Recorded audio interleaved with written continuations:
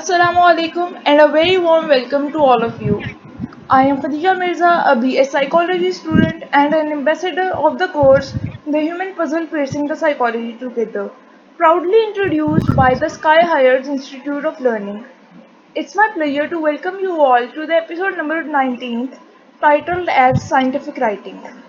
In the world of psychology and research, ideas gain value when they are communicated effectively, and that is where scientific writing plays a vital role. It is not just about presenting data, but also about conveying knowledge with clarity, accuracy, and credibility. Today's session will help us understand the importance of structured writing, proper referencing, and critical thinking in producing impactful scientific work. To guide us through this essential skill, we are honored to have Ms. Kishwar Iltaf, an experienced clinical psychologist who will share her expertise on mastering the art of scientific writing. So let's dive into the insightful lesson and learn how to transform our thoughts and research into meaningful scientific contributions. Thank you.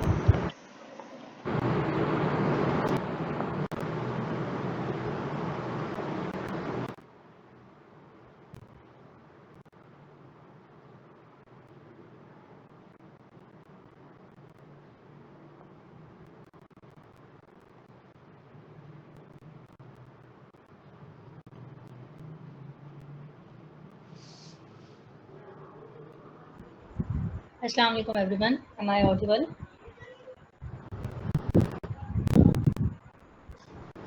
Yes, Khadija, you are audible. all right. मेरा short सा introduction तो खदीजा ने आपको दे ही दिया है. Let's dive into details. I am Kishwar Altaf, a clinical psychologist and a researcher. I have completed my graduation from National University of Medical Sciences and I have done my bachelor's from Defa International University. So as we are here for scientific writing session, let's talk about my research experience. I have been working as a self-paced researcher for the last 4 years.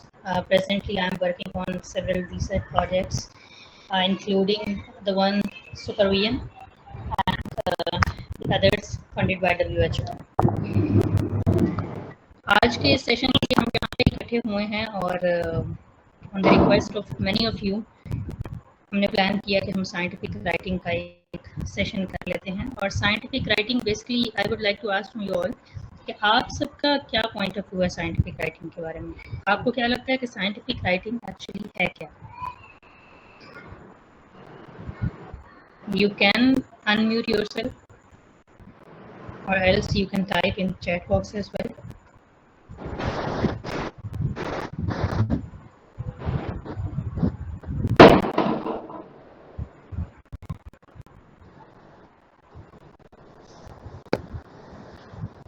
No ideas?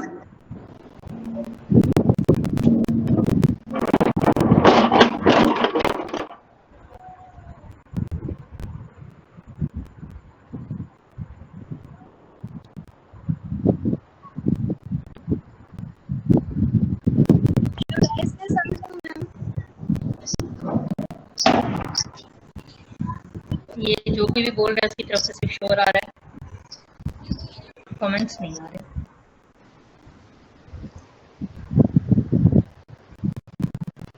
I think it's a C.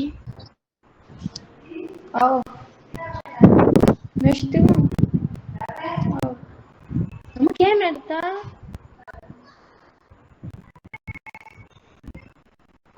Writing having facts and figures. फिर आप में से किसी ने कहा है कि scientific writing is a style of writing used to communicate scientific information clearly, concisely and objectively. Nice. अच्छा जी, तो बात कुछ यूं ही है कि अगर हम साइंटिफिक राइटिंग की बात करते हैं तो साइंटिफिक राइटिंग एक्चुअली यही है जो आपके कुछ फेलोज ने बताया है कि साइंटिफिक राइटिंग देखो आप लोग कुछ भी लिखते हो, ठीक है. Just a minute.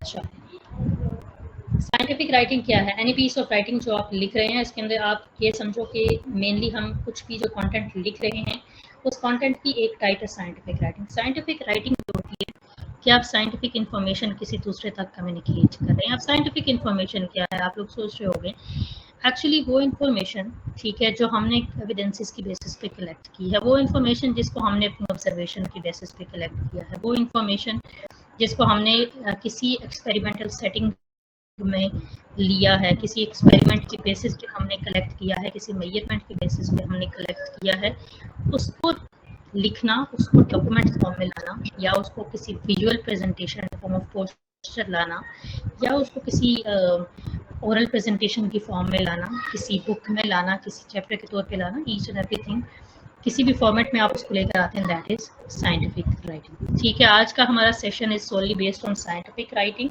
अब इस साइंटिफिक राइटिंग के अंदर वैसे तो हम बहुत सी चीज़ें देख सकते हैं, सीख सकते हैं, पढ़ सकते हैं, लेकिन चूंकि हमने ये सेशन कंडक्ट किया है, आप में से किसी एक का माइक अनम्यूट है जिसकी वजह से बहुत ज़्यादा डिस्टॉर्शन आ रही है। काइंडली अपने अपने माइक्स चेक कर लीजिए और म्यूट कर लीजिए until I allow you to mute, ताकि बाकी लोगों को क्लियरली हर एक चीज़ समझ में आ जाए।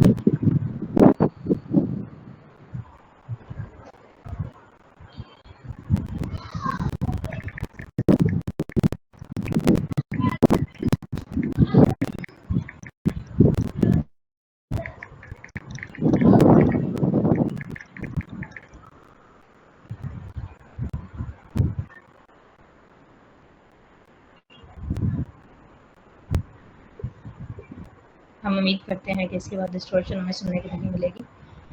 Back to the session.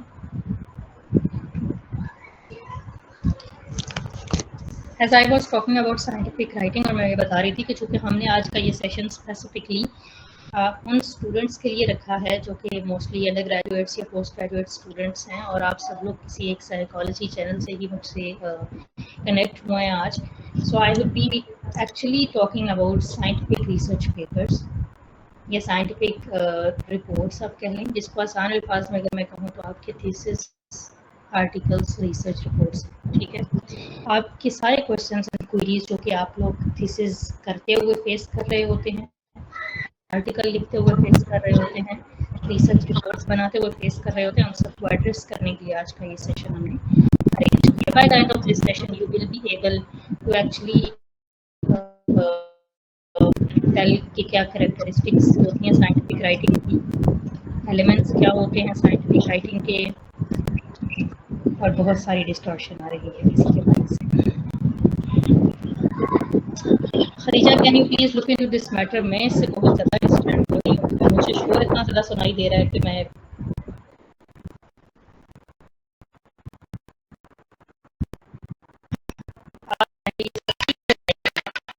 इसको चेक कर लूँ।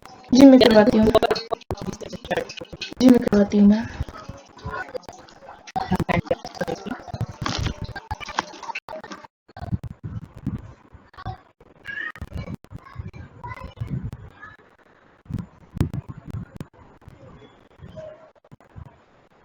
Okay, let's start again.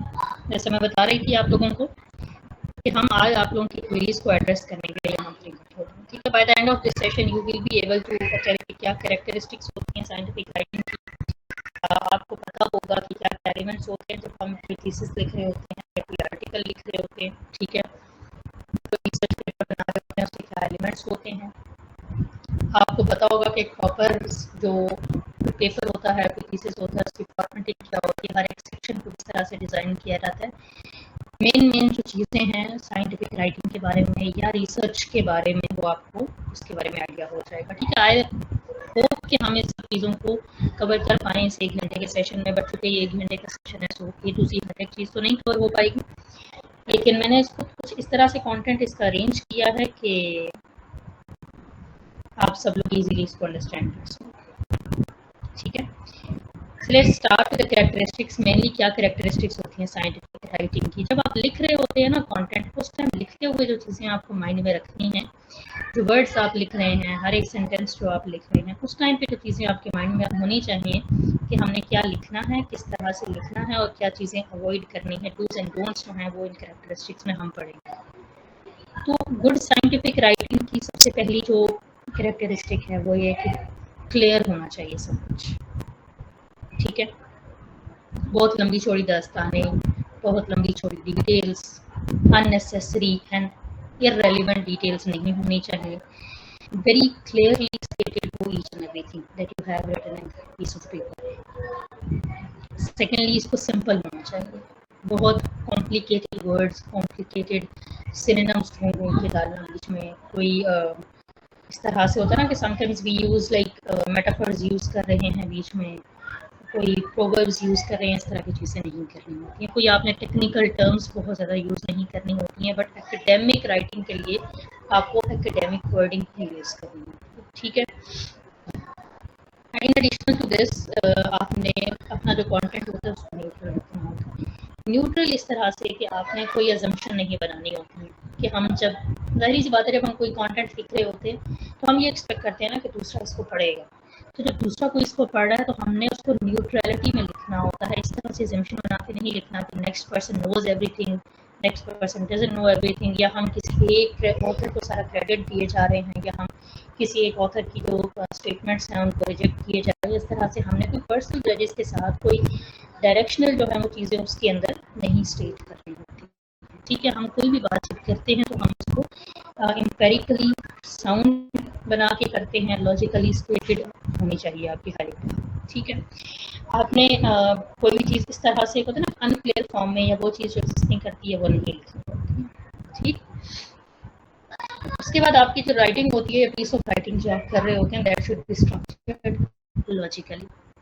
Logically structured इस तरह से होना चाहिए कि एक पर्सन जो चीज़ को रीड आउट कर रहा है, फॉर एग्जांपल आपका थीसिस अगर कोई पढ़ने बैठा है तो आपका हर एक चीज़ जो है वो स्टेप वाइज होनी चाहिए।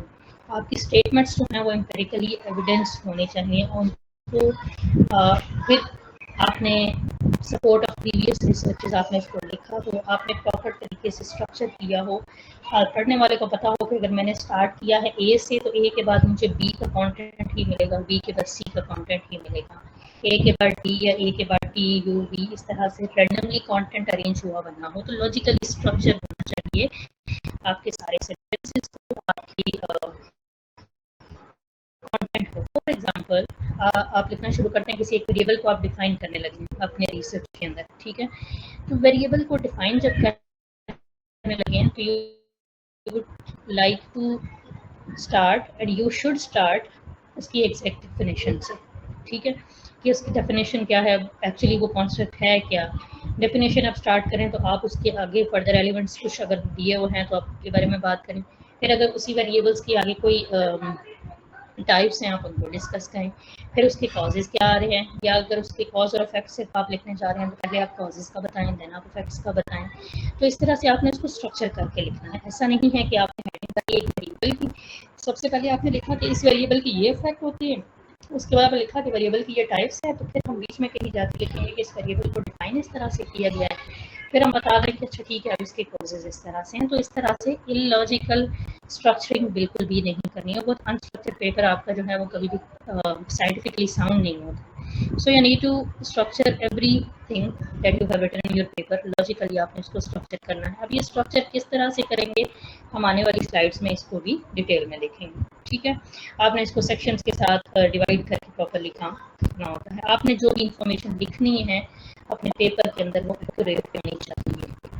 ऐसा बिल्कुल नहीं करना होता है, क्योंकि मैंने डिफरेंट रिसर्च पेपर लोगों के देखे हैं, मेरे पास डिफरेंट स्टूडेंट्स के केसेस आते हैं, स्टूडेंट्स मेरी चैप्टर में केसेस करते हैं। So I have this idea कि many people use to do this, ठीक है, हमारे पास साइटेशन यहाँ से यहाँ से यहाँ से कॉपी कर लिया, अपनी स्टेटमेंट लिख के आगे साइटेशन का रेफरेंस डाल दिया। It's totally inaccurate. आपने जो भी बात करनी है अपने कंटेंट में लिखनी है वो खुद को रेट होनी चाहिए।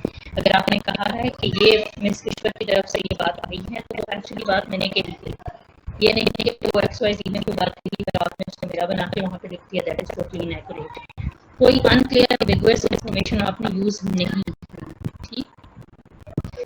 ओके, इसके अलावा ये होता है कि आप साइंटिफिक राइटिंग आप कर रहे हैं तो एक अच्छे रिपोर्ट का या एक अच्छे पेपर में ऑब्जेक्टिविटी होना जरूरी है। ऑब्जेक्टिविटी की बात पर वही है जो पहले भी हम डिस्कस करते आ रहे हैं कि आपने एप्रोप्रिएट एविडेंसेस के साथ बात करनी है, कंक्लूजन बेस्ड आप बात करें, एविडेंस बेस्ड आप बात करें, कोई भी इस तरह से एप्रोप्रिएट या सब्जेक्टिव स्टेटमेंट्स या पर्सनल ओपिनियंस को जो है वो अपने साइंटिफिक पीस ऑफ राइटिंग में इंक्लूड ना करें, ठीक है। यहाँ तक तो हो गई कुछ करेक्टरिस्टिक्स जो कि हमें दिमाग में रखनी है while writing the content of research paper या साइंटिफिक पेपर, ठीक है। कंफ्यूज नहीं होना इस बात में कि ये साइंटिफिक पेपर है, रिसर्च पेपर है या क्या है। एक्चुअली ये वही रिसर्च पेपर है और हम फिर बात करते हैं तो आप सब लोगों का जो बड़ा एक हॉट टॉपिक होता है during your BS MS even PhD thesis, ठीक है। तो ये जो आज हम डिस्कशन करेंगे वो थीसिस की ही हम करते हैं। साइंटिफिक राइटिंग है तो उसमें मेनली हम जो करते हैं थीसिस होता है, थीसिस के बाद हम करते हैं आर्टिकल राइटिंग। तो ये सारी चीज़ें आपने दिमाग में रखनी है व्हेन राइटिंग थीसिस और राइटिंग आर्टिकल्स, उसमें आपके ये काम होंगे। अब एलिमेंट्स क्या होते हैं किसी एक साइंटिफिक पेपर के, ठीक है। अब मैं आपको यहाँ पे साथ साथ चीज़ें थोड़ी क्लियर करती जाऊँगी बिकॉज वंस हम एक चीज़ को डिस्कस करेंगे हम साथ ही उस चीज़ को डिस्कस कर सकते हैं। दो चीज़ें हम साइड बाय साइड देखेंगे कि थीसिस में कौन सी चीज़ें आ रही हैं, आर्टिकल में कौन सी चीज़ें आ रही हैं। क्योंकि मेन कोर्स जो था मेरे सेशन का वो साइंटिफिक पेपर का था कि हम आर्टिकल पर डिस्कस करेंगे, बट मैंने स्टार्टेड तो मैंने सोचा कि थीसिस के हवाले से। अब आपको सबसे मेन चीज़ साइंटिफिक पेपर क्या है या थीसिस की होनी चाहिए, आपका टाइटल इंट्रोडक्शन होता है, मैथमेटिक्स ठीक है, इसको आप देते हैं बड़ी लड़ी नाम देते हो, मैथमेटिक्स देते हो, मैथमेटिक्स देते हो, देन आपका रिजल्ट्स के बाद डिस्कशन के बाद आपका रेफरेंसेस सोचो ये मैंने ये जो मैंने आपको इक्वेशंस बताए हैं ये एलिमेंट्स आपको सारे का सारे ठीक है। जब आप इसे देखते हैं इसके अंदर अगर आपने एलिमेंट्स एलिमेंट्स को इंक्लूड करना ये एलिमेंट्स आप करेंगे तो आपको इसे ठीक है ठीक है। लेकिन ये जब सब हम हैं दैट्स ऑल ठीक है। टाइटल आपका सेंसर है रिसर्च पेपर लिखा है आप रिसर्च करें एब्स्ट्रैक्ट सेंसर है कि स्ट्रक्चर है मेथोडोलॉजी का फंक्शन है रिजल्ट्स डिस्कशन एंड रेफरेंसेस, ठीक है। ये आपका आर्टिकल है और जो एंड होते हैं ये स्टार्ट होता है इस सारे मतलब हम देखते हैं कि हर एक एलिमेंट की क्या चीज कैसे होना चाहिए। सबसे पहले हम देखते हैं टाइटल क्या होता है। टाइटल के लिए दूसरी स्टेटमेंट नहीं है, टाइटल एक क्लियर सेंटेंस होता है, डिस्क्रिप्टिव सेंटेंस होता है, बता रहा होता है कि पॉलिटिकल का कंटेंट क्या है, ठीक है। मेन नाम कैसे हेडर है, स्टार्टिंग लाइन है वो आपका ठीक है। मेन नाम अच्छा इसी से आया है हम आर्टिकल करें मेन जो वर्ड सारी होती है वर्ड में हम रिपोर्ट्स लगाते हैं very simple right in very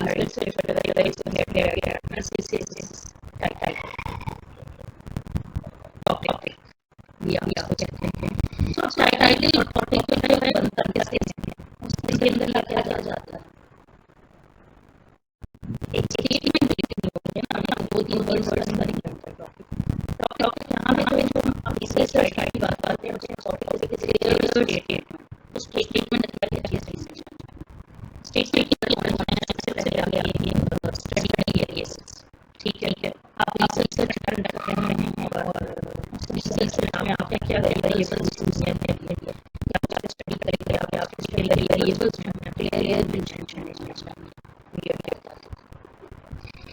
किस लोकेशन पे आप रिसर्च करेंगे पॉपुलेशन इसके बाद आप जो वेरिएबल्स हैं रिलेशनशिप क्या है, ठीक है। यदि आप अल्वील का इम्पैक्ट कर रहे हैं आप रिलेशनशिप कर रहे हैं आप रिलेशनशिप कर रहे हैं दरमियान में आप प्रिपरेशन कर रहे हैं कर रहे हैं या किसी प्रिपरेशन की एक्टिविटी कर रहे हैं या आप लाइक से किसी रिजल्ट फाइंड कर रहे हैं तो रिलेशनशिप का क्या क्या है वो चीज़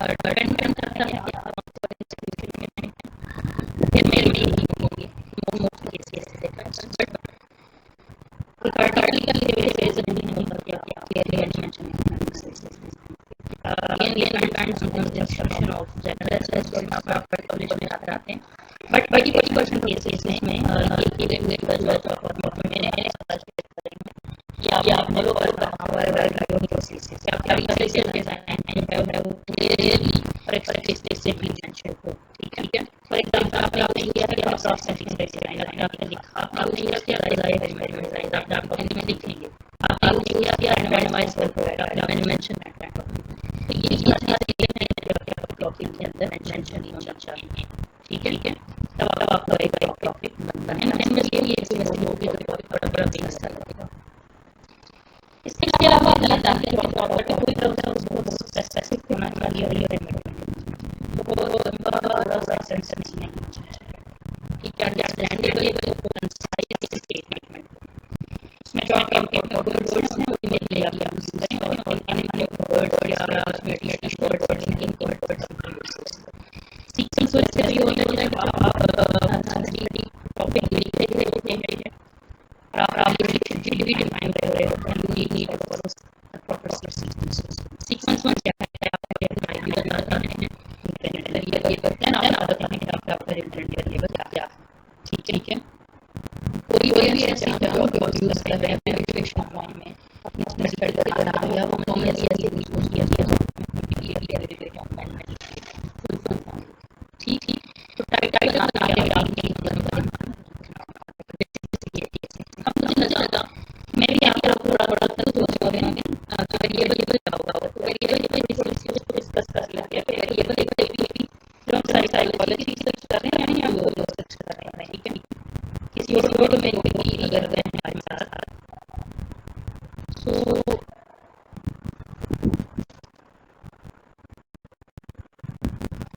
आप में से किसी का कैसे है कि मेरी लाइट्स मूव नहीं कर रही हैं या आप उनको विजिबल नहीं है, इज इट सो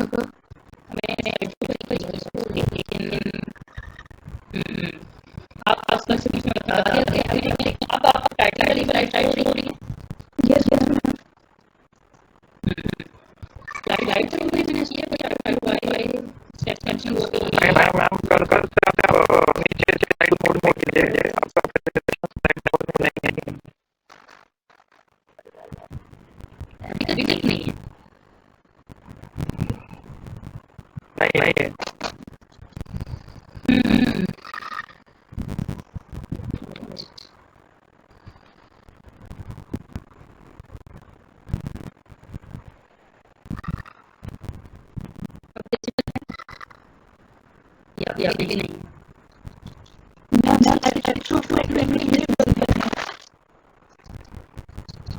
स्लाइड तो नहीं है ना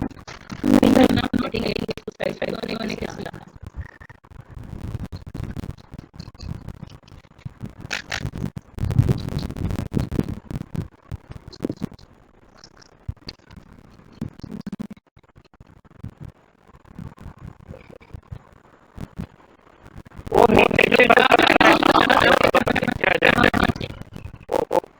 ओके आप जो माउस का वो देखिए करें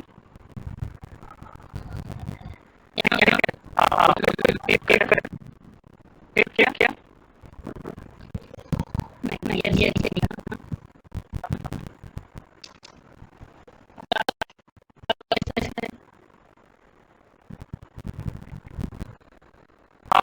मैम परसेंटेज है ना वो इंक्रीज कीजिए एक्चुअली स्लाइड पूरे लैपटॉप स्क्रीन ले रही है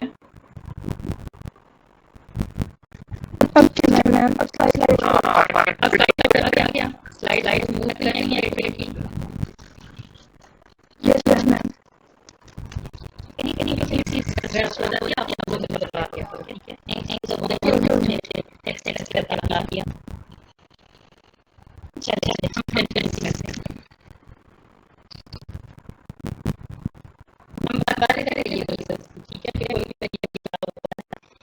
एक्चुअली जब हम साइकोलॉजी की बात करते हैं, आपने बहुत से जूनियर से मेरे में भी हैं और बाकी आपके कभी कभी सकते हैं, तो जब डिस्कस किया गया टॉपिक सिलेक्शन की कौन सा वेरिएबल चूज करें।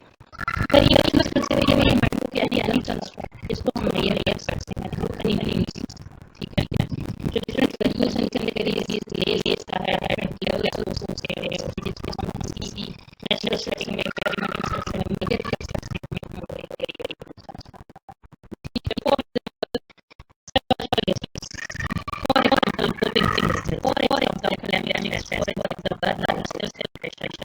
सोशल सपोर्ट है, नेशनल रेगुलेशन है, ये क्या है जनरल से वेरिएबल बताता है कि ये कौन कौन से हम ये मेजर कर सकते हैं, we have some sort of rules जिसमें हम ये मेजर कर पाए, कहीं ना कहीं पे रेस्पॉन्स हम शो कर पाते हैं। तो दैट तो वेरिएबल की ऐसे बहुत सारी चीजें हैं, लेकिन हम इसको हम देखते हैं या हम सुनते हैं अपनी डेली लाइफ में रेगुलर चार वेरिएबल्स को हम डिस्कस करते हैं, ठीक है।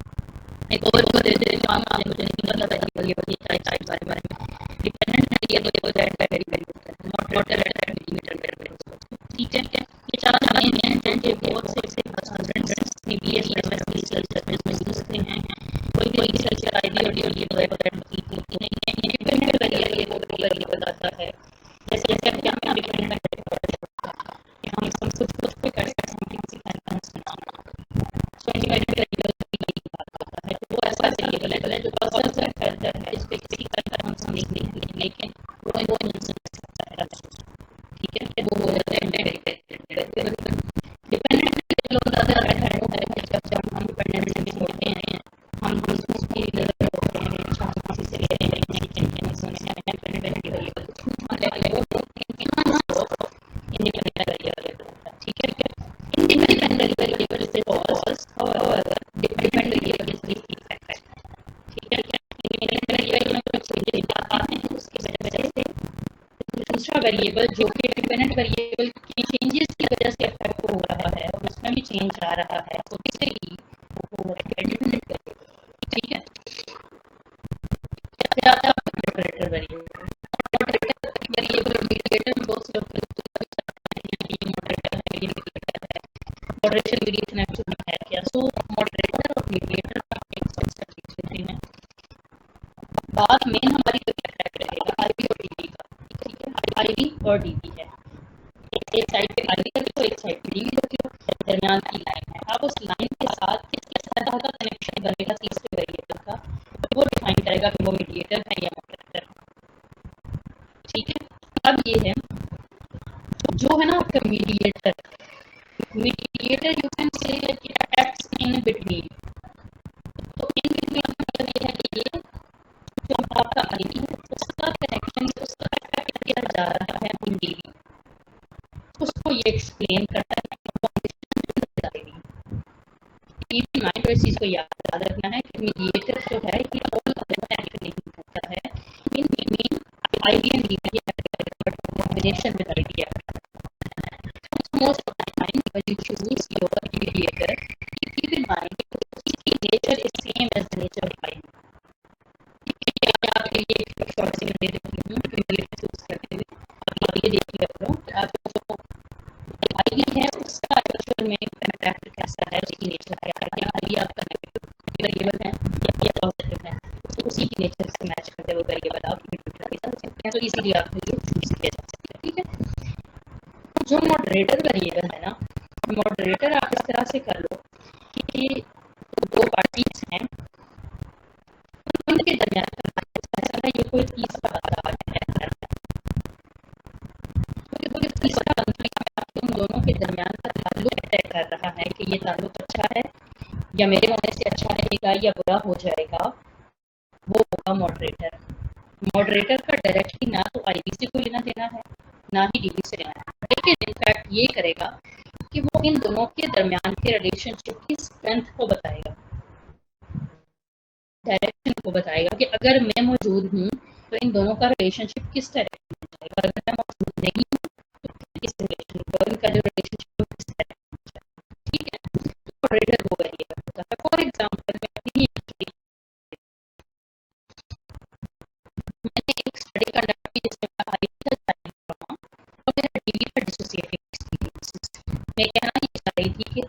चाइल्डहुड ट्रॉमा आपके जितना ज़्यादा होता है, ज़्यादा चांसेस होते हैं कि आप एसोसिएशन के साथ जाते हैं। तो वहाँ पे मैंने चेक किया कि क्या परसीव सोशल सपोर्ट का भी कोई रोल है, परसीव सपोर्ट को ऐसा मॉडरेट नहीं है। और यहाँ पे आप देखो कहानी किस तरह से बन रही है कि एक दोनों पार्टीज हैं, चाइल्डहुड ट्रॉमा एसोसिएटिव एक्सपीरियंसेस। अब जनरल अंडरस्टैंडिंग ये है और साइंटिफिक अंडरस्टैंडिंग ये है कि जब बीच में परसीव सोशल सपोर्ट आएगी तो इन दोनों के दरमियान का रिलेशनशिप, उसकी नेचर चेंज होती जाएगी, या आप ये समझो कि इनकी डायरेक्शन रिलेशनशिप चेंज होगा। अगर एक पर्सन का चाइल्डहुड ट्रॉमा है और फिर उसके बाद सपोर्ट नहीं है तो डिसोसिएशन की तरफ वो ज़्यादा जाएगा, यानी इनका पॉजिटिव रिलेशनशिप ज़्यादा हो जाएगा। On the other hand second person, second situation जहाँ पे एक पर्सन का चाइल्डहुड ट्रॉमा तो हुआ लेकिन उसको मिल गई साथ में सोशल सपोर्ट, तो वहाँ पे फिर उसके चांसेस डिसोसिएशन के कम हो गए ना। दिस इज हाउ कि मॉडरेटर बता रहा है कि जब मैं हूँ तो रिलेशनशिप कैसा है, जब मैं नहीं हूँ तो रिलेशनशिप कैसा है। तो वो वेरिएबल जो कि इस तरह से आपके रिलेशनशिप की स्ट्रेंथ और डायरेक्शन को डिटरमिन कर सके, उसको आप ऐसा मॉडरेटर वेरिएबल होता है। ठीक है, for most of the cases moderator आपका एक पॉजिटिव वेरिएबल होता है जो कि एक्ट कर रहा होता है एज अ मॉडरेटर और डिटरमिन कर रहा होता है रिलेशनशिप। ठीक हो गया। नेक्स्ट क्वेश्चन पे चलते हैं। जो मेन हमारा एक चीज़ होती है सबसे